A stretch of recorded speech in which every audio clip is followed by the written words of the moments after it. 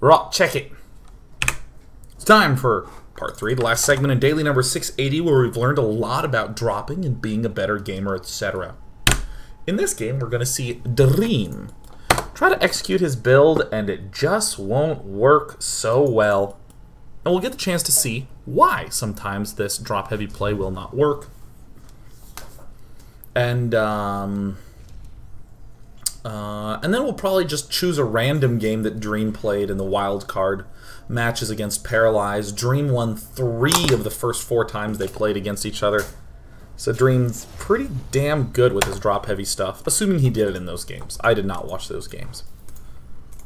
We're literally going to do random guesswork here on the daily, and suppose that what we will select will be a perfect example of what we were talking about. And if he just tries to go proxy barracks in every game, I'm going to be like, well, lols, this is just bad news. Reaper comes out. SCV scouts everything. A lot of gas being mined. Reactor on Rootith. And you know what's a good thing to follow up a reactor with? A command-ass center. SCV, just chilling. Reaper, just arriving. Might even want to do an engineering bay block now. Uh-oh, he's getting probe harassed. This was one of the sickest things I have ever seen. So just for the record, note the sickness of this. Watch the rally. He rallies behind it, so it pops out right there. Oh, yes! Oh, God, I feel relieved for having seen the sickest play ever. Kicking things off with the sickness. Reaper, get crashed into yourself. This probe killed an SCV. He's melting. Some most important units have already been lost. That Reaper does some pretty important scouting. Generally, you'll be able to sniff out a Oracle already coming on up. Dream. We're starting to also see in this position why he favors getting the mine before the starport, because, oh, the Oracle just popped out, and the mine just popped out. So in case it's a proxy that was missed, you can deal with it. So the mine goes to the front, the Oracle just darts right in, and I just think that this is one of these like painful and brutal spots where Dream didn't know whether to put the mine here or put the mine up here because his first Reaper died. We can really see why that's such an important piece to the puzzle. That initial Reaper. This is just the worst thing in the universe. In the whole universe. Neil deGrasse Tyson will back me up on this. A Mothership Core comes in to take a few pot shots. Yeah! Take that! Ah! And out pops le medivac. So defensively speaking, Dream is getting additional mines at this point. And we'll do the usual shabazz of throwing down. The labs of teching. And there's still some positive impact that this mine drop has managed to pull off. That moment was not one of them. But has forced cannon here and here. If we actually look at the current status of Dream, Dream basically has 1 Phoenix and no other late game tech.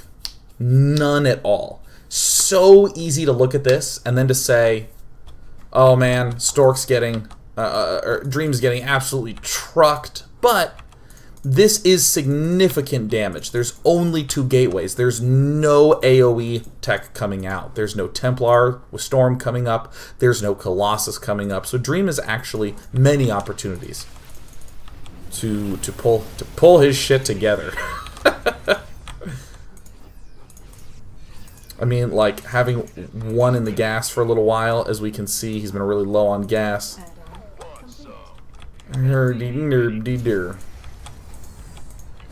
So nifty. That mine's still there, being awesome. Just hanging out, you know, being a mine. Medivac count very low, because this gas only had 1 inside of it. Things are just getting delayed and delayed every single which way. +1 attack, stim, combat shield. It's just it's not horribly far behind, but it's enough far behind that it's hard for us to have the previous edges that we had.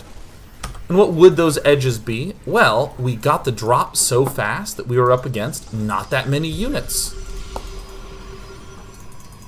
But here we see that Stork has a lot of units and Storm. And what we're actually going to see is that this is still such a good defensive, or such a good offensive position, that Dream is going to be able to make some pretty considerable progress. The real issue is what's happening back here. Stork with Storm is so confident that he's going to be able to hold this off. But he just begins warping in huge numbers of dudes. Just an insane amount. And Dream is unwilling to relent on his aggression. Supply counts are still pretty even. So he just keeps dropping. In the special spot. With mine support, yeah. It's actually a pretty effective angle. Dream is walking over here. If we look at the unit count, oh, we see that this is all that was there. 2 sentries, 1 Archon, 2 Stalkers, and just 1 Templar. This is it. This is the entire army that was there. Dream could have gone up here and done some pretty big damage, but there were way too many Zealots in the main for Dream to deal with. So, I mean, it's a pretty straightforward example of a loss happening because an Oracle came, or first things went wrong with our Reaper, and we lost SCV building our command center, so we kind of have that feeling already. Then the Oracle came in and killed all our stuff, and we had the mine, it was in the wrong position. Much more important to just have your Marines clustered together or have a mine already in the right spot, and then it can be just like an instant turnaround and Stork can be instantly dead. And the mine drop was okay, actually did some pretty considerable damage given the fact that we see that there's these cannons down and the delay in the tech. But Dream just couldn't manage to get up his tech lab upgrades quickly enough. And we can see how different this looked. I mean, this looks horrific. It looks absolutely horrific. I'm talking like Simon Cowell now. So let's go ahead and play here. I mean, even this moment, this is the 11-minute mark, and there's been no attacks by Terran at all. He has gotten 0 chance to apply pressure here, and Stork almost has Storm done. I mean, before, that initial drop was happening quite a ways ago. It was happening at like 10:30 or so. Actually, 11 seems pretty reasonable, even still, but, you know. Those little things added up to have a pretty amazingly powerful. So what I want to do now is I want to look at the wild card matches. See, here's the match 1, match 2, match 3, match 4, match 5. Let's choose this one. This is a randomly selected map, a Terran vs. Protoss. Paralyze is looking super sexy.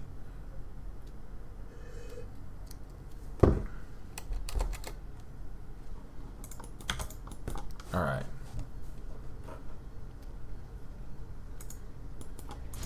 Let's try to see if Dream's going to do the same thing. And I haven't seen this game, we just have extra bonus time during this daily. Parts 1 and 2 to review. We got the chance to see an opening build that led into very big drop-heavy play. And we saw how effective it was. In Game 2, we saw a very aggressive opening by Dream that flowed really well into aggressive drop-heavy play.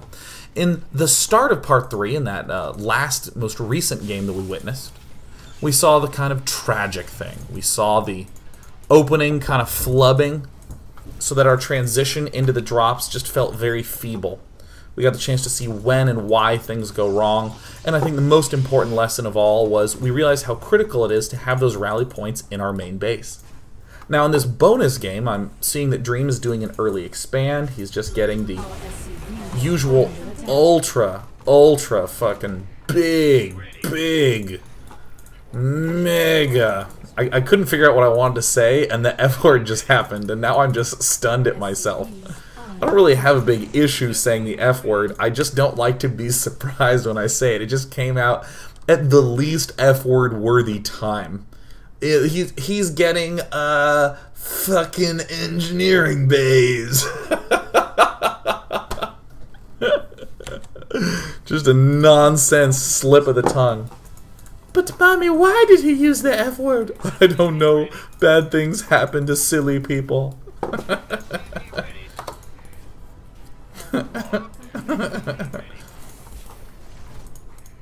Alright, so Dream is he's just losing his mind in this game. He went for an early expand, a standard follow-up, and then an instant third. You heard? Oh my god. Still getting very fast drop. I would not be surprised to see him do a similar technique. So let's go ahead and see if we can witness it in action. So things have been pretty quiet. Oop, forgot this. He's playing against Paralyzed. Very good player. Sees another expansion up. With this map, I'd have issues dropping because of how regularly units will be parked here. And this is where I want to hit. This is really what I want to do. This is a circumstance in which I might say, you know what? I'm not going to do a super drop heavy style. I'm going to abandon ship. This, I think, would be an extremely reasonable position to do this at. 2 medivacs are out. 4 is almost always going to happen. Almost always. This just might be one of the worst maps to try to attempt this stuff on. But let's see what happens. Yeah, it looks like we're going to see Dream just play this out pretty cautiously. That looks like it's really aggressive, but what I'm seeing back at home are these mega upgraders. The upgradest of upgrades. He's still making medivacs, and can I just say, I dig this so hard. Oh no, wait, he is going to keep going drop heavy. I love when players see Colossus and they're like, alright, swank, I'm going to go for huge medivac counts. I'm not going to go for my Vikings. No, none of that crap. Oh, this just seems like it's going horribly for Dream. So I guess it makes sense to say that on the worst map to do aggressive drop playage, we're not seeing extremely pronounced drop playing. And yet we're seeing Dream still do something that's very unusual for this. Dream's continuing to build medivacs, having seen Colossus. And he's still getting more barracks. Oh, this is so fine. Oh, yeah. Oh, Ghost Academy? Wait a minute. You mean to tell me he's getting a... You mean to tell me I can't click on these anymore? Okay, there's the starport. I think there's a Ghost Academy somewhere here. There it is. But first getting 8 medivacs out and continuing to apply pressure at the third. Oh, this is so sexy. He's just like forcing multi-pronged attacks to just occur. That's so cool. Oh my god, what a badass. What a boss ass. 90% of the time we're saying, where's your Vikings? You didn't get why didn't you do it? But he's still dropping and trying to make opportunities. It's pretty cool. I'm closing this game because it's not an example of what we were trying to look at before. Let's try to find another one. Let's just do the first one they played, Paralyzed versus Dream. Oh, it's going to be a short one. I'm feeling like it's the same thing. So once again, we got one bonus game. We saw a generally consistent theme there of emphasis on medivacs, but we didn't get to see a real play built around it. So Dream, ooh, I like this. Going for Command Center first. This is the first game that they played in the GSL wildcard. Expand double barracks seems very standard to me. Third barracks refinery seems very standard to me.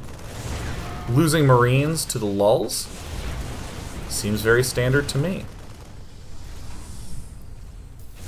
I probably would be pretty damn excited to continue to go for a drop-based play here because I saw 2 Stalkers. So I'm thinking, wow, this guy is way behind on his tech. And then when I see the Oracle, I'm just like, oh! Oh, he has no tech, Marjorie! But Oracles are broken! It's not what I think, that's just what I would say to Marjorie. So it looks like Dream is using his ability to be made out of balls to just take this all in stride. 2 oracles, what does that mean? That my opponent is super behind on his tech. Paralyze is going a little bit absolutely insane and getting a 3rd Nexus up straight away, Joe. But yeah, dude, Dream, he's just not messing around. He knows his opponent is behind on tech. He hasn't even scouted much. He's just been locked away at home, sequestered, thinking his own things. And it's still like, yeah, man, I'm going to go mega drop, mega aggro heavy. I'm just going to do it.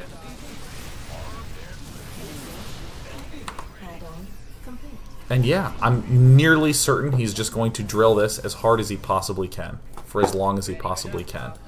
Now this, I think, is kind of a fascinating little maneuver, to go all the way up here. You know, I said it before, and I'll get the chance to say it now. Stalkers are so bad against barracks units that Dream can just drop onto the Stalkers. And then Dream can just assault it. He's assaulting here. He's just landed this here with a mine. Oh, yeah, dude, this factory with this mine has been so sick. He's just dropping wherever, attacking whatever. I mean, the Stargate isn't ultra critical to kill off now. But man, that mine, get in there. That's what I'm talking about.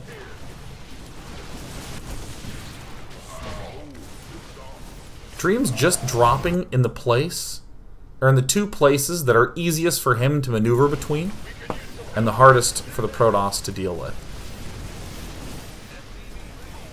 Actually, more simply, it's just the easiest places for him to maneuver between. Wow, that was a clean game.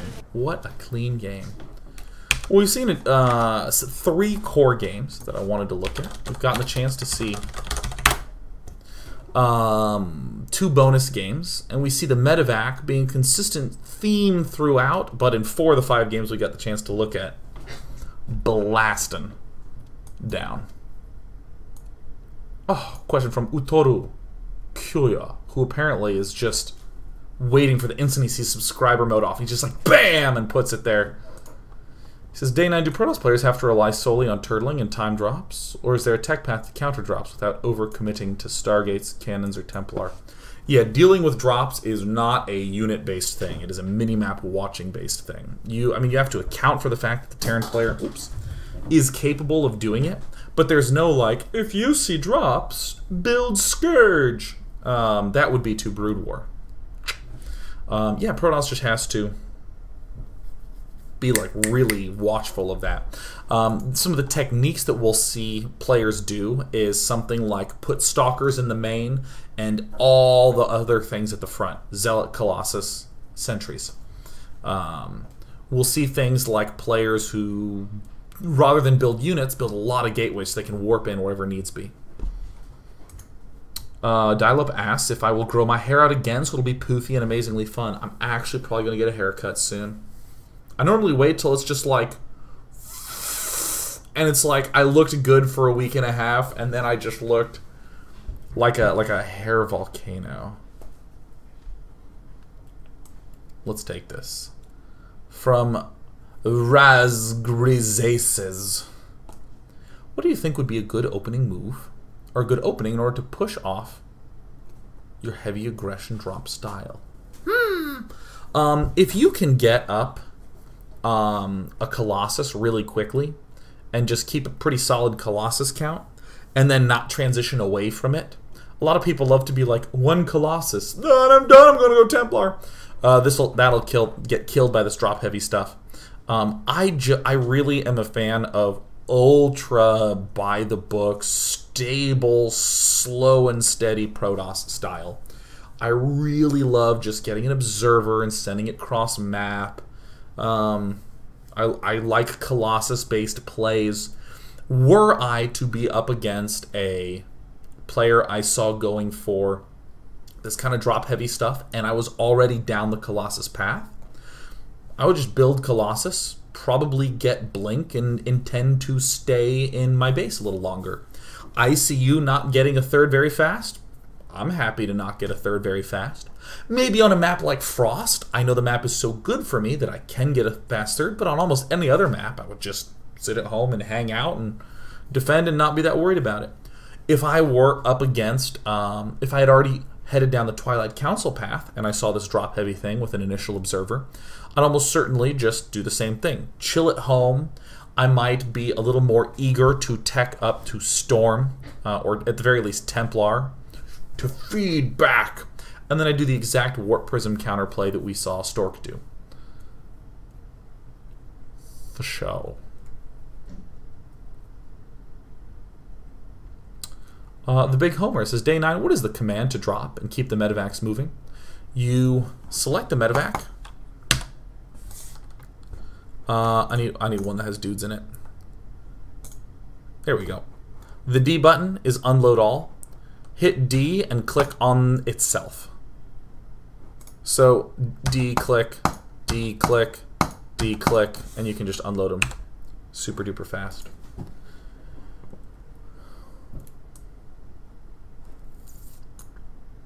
Ryan JK21 says, Danon, what do you think dropping with mech could be another viable method of TvP? And then he says in all caps, I'm talking tanks and hellbats. I love that sort of caps lockage. What do I think?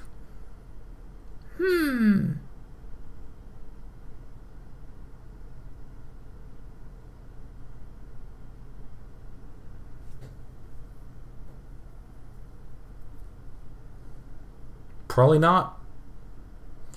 I mean, maybe.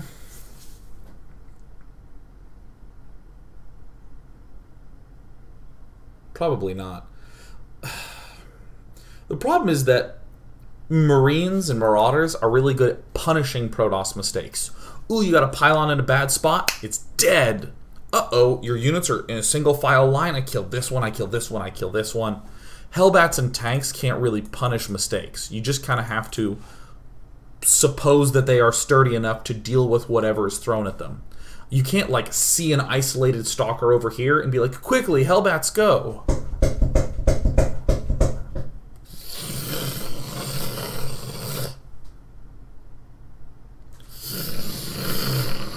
It doesn't work, right?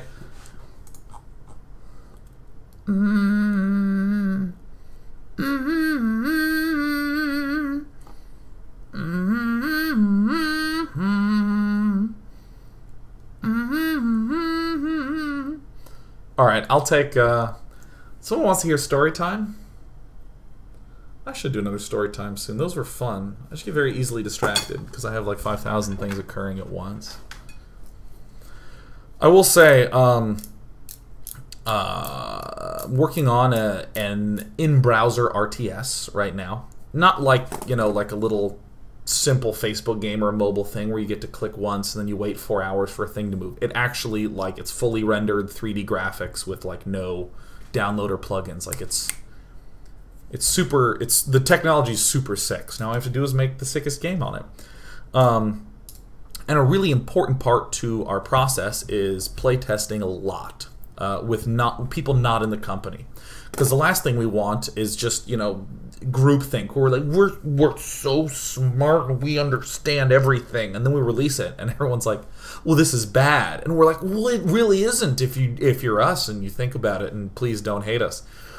So we don't want to do that. We want to get a lot of feedback early. We want to know as early as freaking possible. Not just, I'm not talking bugs at all, actually. I'm talking just like, this is fun. And we had a pretty consistent group playtesters working with, really great. And of course, we want to make sure that we bring in new people every now and again, because a really important part of making any game is making sure that you don't get, again, groupthink with the same group of playtesters again and again, because they'll get used to stuff. They'll get really easily attuned to something that a new player would look at and be like, what on earth is that? So we put these like new people in front of it. We're all excited about, you know, how are they gonna, what do you think about this gameplay and what about this and that, and like for the first however long of the playtest, they were just like, what does this symbol mean? What is that? Why are these the same colors? I can't seem to do this. What about that? And we're like, oh, Oh my god! Wow! I'm trying to think of one that was particularly funny.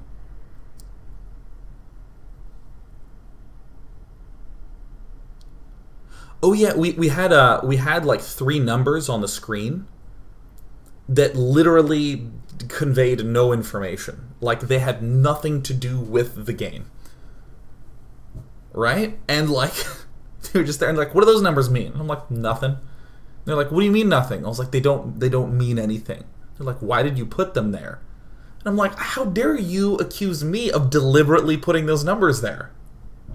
Can you just permit me to have accidentally left them on there? At one time, those are very important numbers. They don't mean anything right now.